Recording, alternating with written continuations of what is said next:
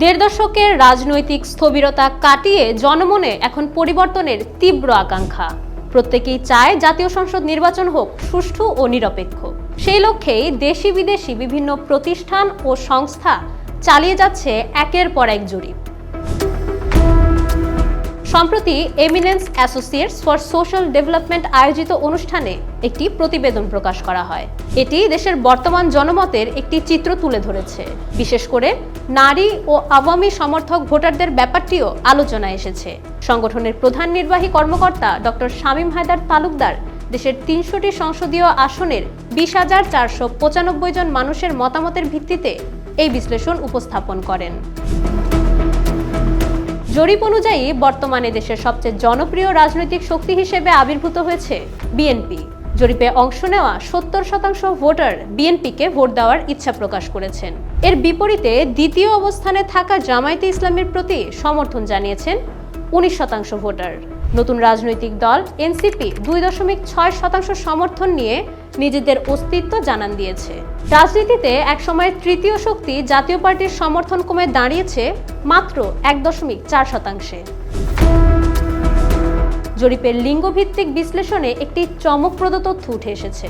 নারী ভোটারদের মধ্যে বিএনপির জনপ্রিয়তা জাতীয় গড়ের চেয়েও বেশি। জরিপে অংশ নেওয়া ৭১% নারী ভোটার বিএনপির প্রতি আস্থা দেখিয়েছেন।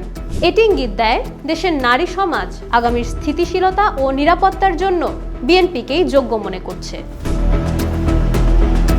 জরিপটি দেশের বিভিন্ন অঞ্চলের রাজনৈতিক অবস্থানও স্পষ্টভাবে ব্যাখ্যা করছে। যেমন বিএনপির দুর্গ হিসেবে পরিচিত চট্টগ্রাম ও রাজশাহী বিভাগে বিএনপির সর্বোচ্চ ৭৪% সমর্থন পেয়ে নিজেদের অবস্থানকে আরও সুসংহত করেছে। দক্ষিণবঙ্গে জামায়াত ইসলামীর অবস্থানও বেশ শক্তিশালী। বরিশালে ২৯% এবং খুলনায় ২৫% ভোটার দলটির পক্ষে রায় দিয়েছে। উত্তরবঙ্গের রংপুর অঞ্চলে জাতীয় পার্টি কিছুটা প্রাণ ফিরে পেয়েছে। সেখানে তাদের সমর্থন ৫.২%। এই জরিপের সবচেয়ে গুরুত্বপূর্ণ অংশ হলো আওয়ামী লীগের সাবেক ভোটারদের মনস্তাত্ত্বিক পরিবর্তন।